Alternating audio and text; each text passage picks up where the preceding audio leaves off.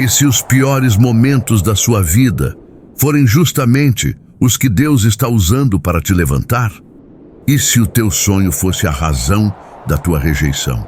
O céu ainda estava tingido de ouro pálido quando José acordou. A brisa da manhã carregava o cheiro doce da relva molhada. Na tenda, o silêncio dos irmãos era mais cortante do que gritos. Eles o viam, mas não o viam com amor. José brilhava, como uma estrela entre nuvens carregadas de inveja, e o brilho de um sempre incomoda quem escolheu viver na sombra. Israel, seu pai, via nele uma promessa viva. Uma túnica colorida o cobria, não apenas de pano, mas de destino. Cada cor daquela veste era um grito silencioso. Ele é separado. Mas quantas vezes ser escolhido soa como ofensa para os que não foram? Quantas vezes o favor de Deus atrai mais espinhos que flores? E você já foi ferido por carregar algo que Deus te deu?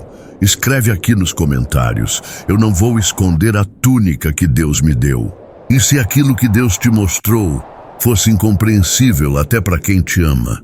Naquela noite, os céus pareciam mais próximos. José sonhou. Um sonho tão vívido que era quase toque, quase cheiro, quase dor. Estávamos atando feixes no campo, e eis que o meu feixe se levantava e ficava em pé, e os vossos feixes se inclinavam ao redor do meu.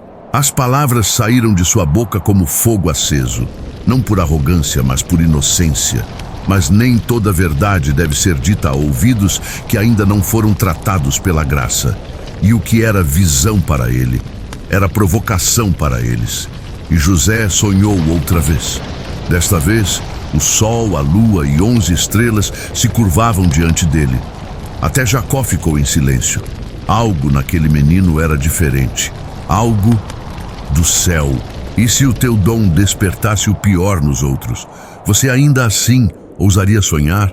Se você tem um sonho que poucos entendem, comenta: eu vou continuar sonhando com Deus. E se o caminho que seu pai te envia for o mesmo onde tua dor te espera?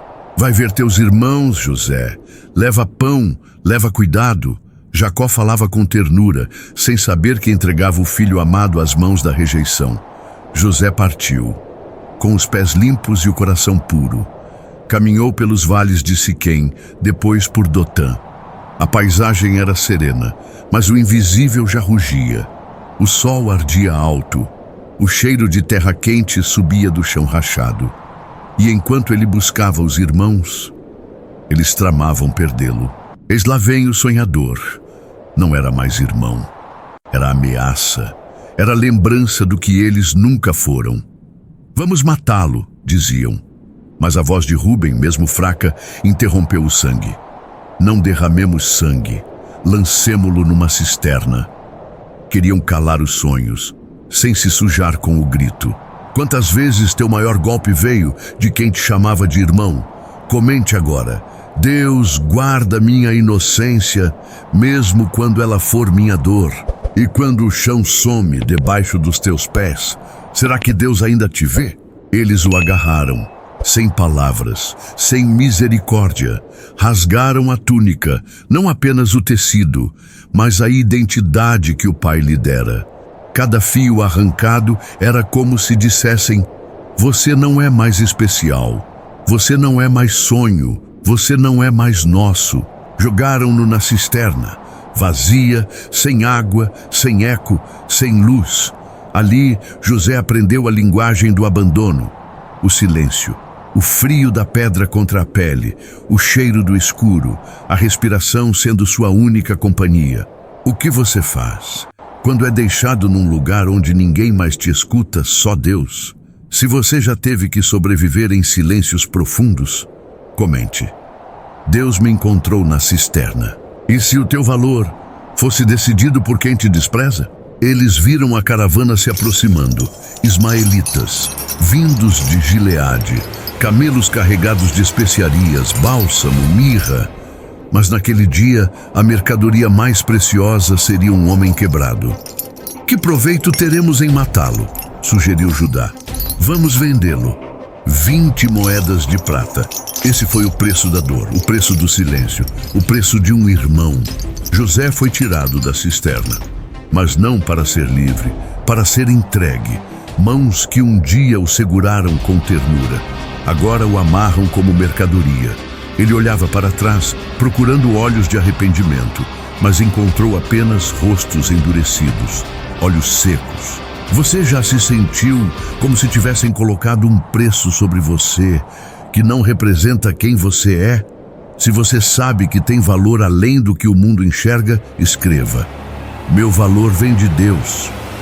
E quando não conseguem matar teus sonhos, tentam apagar tua lembrança, os irmãos pegaram a túnica, aquela que um dia foi símbolo de amor e agora era peça de encobrimento.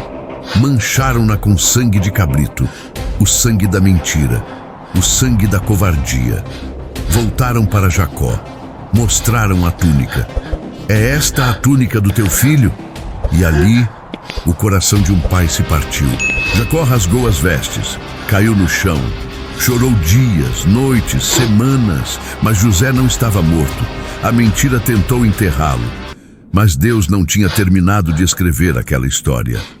Você já sentiu que alguém tentou apagar tua existência, mesmo você estando vivo?